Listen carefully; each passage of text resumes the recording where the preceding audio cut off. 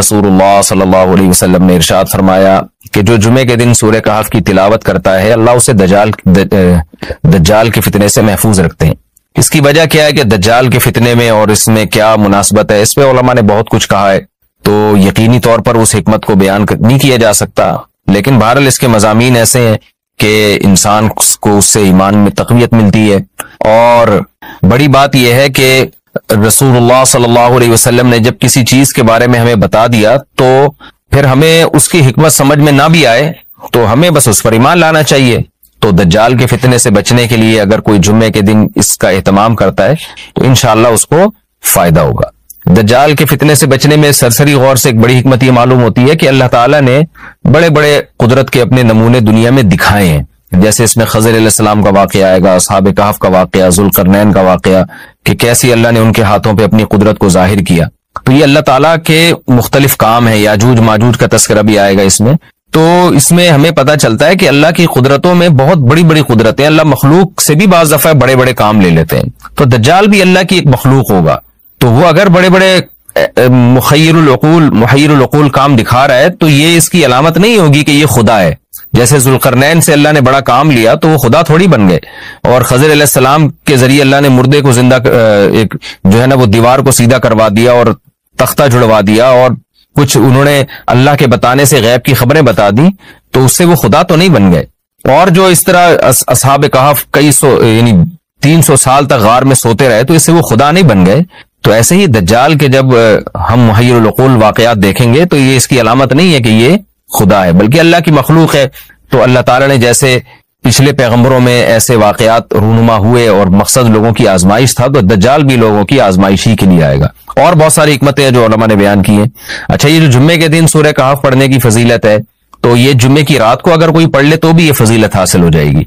तो क्योंकि रिवायात में जुम्मे की रात का भी तस्करा मिलता है और जुम्मे का भी तस्करा मिलता है। अल्हम्दुलिल्लाहिल्लज़ी, तमाम तारीफें उस अल्लाह के लिए हैं, अंज़ला अला अब्दिहिल किताब, जिसने अपने बंदे पर किताब को नाजिल किया, वलम यजअल लहू इवजा, और इस किताब में उसने कोई कजी नहीं रखी। ये कुरान का कमाल है। आप अलहम से लेके वन्नास तक पढ़ें, 2 और 2 4 की तरह इसकी आयतें और इसके मज़ामीन समझ में आते हैं। कुरान के अलावा कोई भी मजहबी किताब आप पढ़ लेना तो आपको समझ में नहीं आएगी कि क्या कहा जा रहा है इसमें, और वो बातें नेचर को अपील भी नहीं करेंगी, और इंसान वसवसों का शिकार हो जाएगा और मुसीबत में पड़ जाएगा। लेकिन कुरान के दावे कितने वाज़ेह हैं और दावों में तनाकुज़ नहीं है। कुरान ने कहा खुदा एक है, हर जगह यही कहा कि एक है। मोहम्मद सल्लल्लाहु अलैहि वसल्लम को कहा कि नबी हैं, बशर हैं, नबी हैं।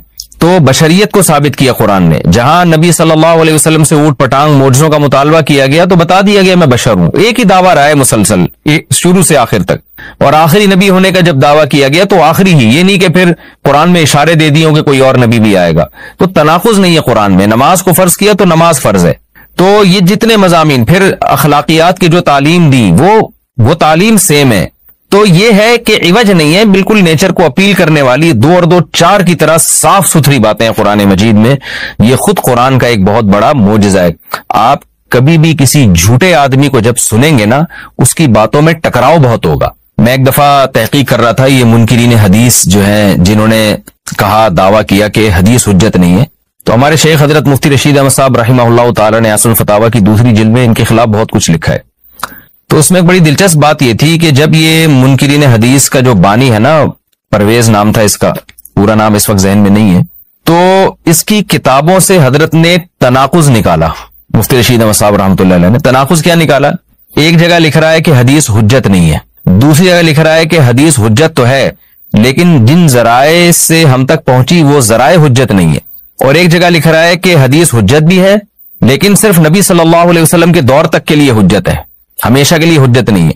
तो ऐसे कई तनाकुज़।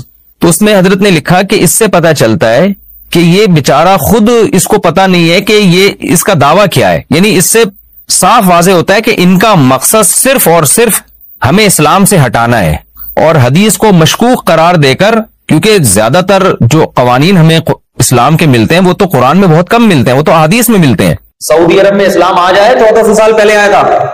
1400 साल पहले हजरत उमर की जो खिलाफत थी, हजरत उस्मान की, हजरत अली की, उसमें तो 3 कितनी थी? 3। वो सऊदी समझ में नहीं आ रहे उस दौर के। आज के लोग हमें हवाले दे रहे होते हैं कि सऊदी के मुफ्ती आजम का ये फतवा, उसकी कोई हमारी नजर में 2 टके की भी वैल्यू नहीं है। मुफ्ती आजम की वैल्यू है, एहतराम करते हैं, उनके इस फतवे की 2 टके की वैल्यू नहीं है हमारी नजर में। पूरी उम्मत के इजमा के खिलाफ है, कोई हैसियत नहीं है। इसलिए हमें ना बताया करें सऊदीया के फलाने मुफ्ती ने ये फतवा दिया, सऊदीया के फलाने।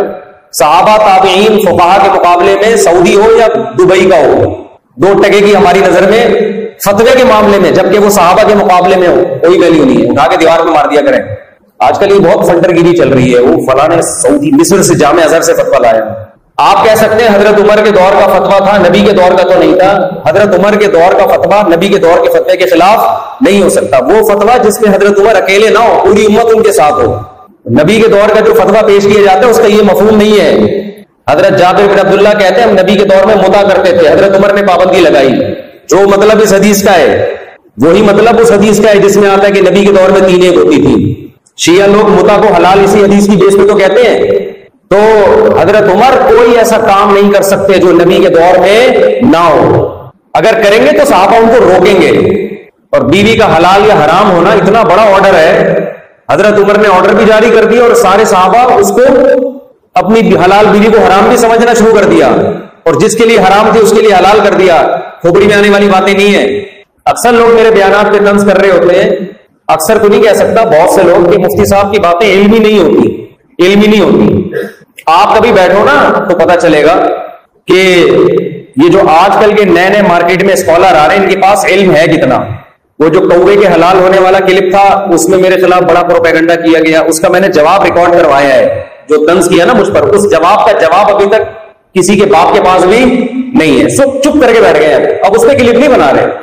टिकटॉकर जो है वो मीम्स बना रहे हैं जो पुराना क्लिप है, जब उस पर एतराजात उठे ना कि मुफ्ती साहब ने कौवे को हलाल करार दिया, उसका मैंने जवाब रिकॉर्ड करवाया।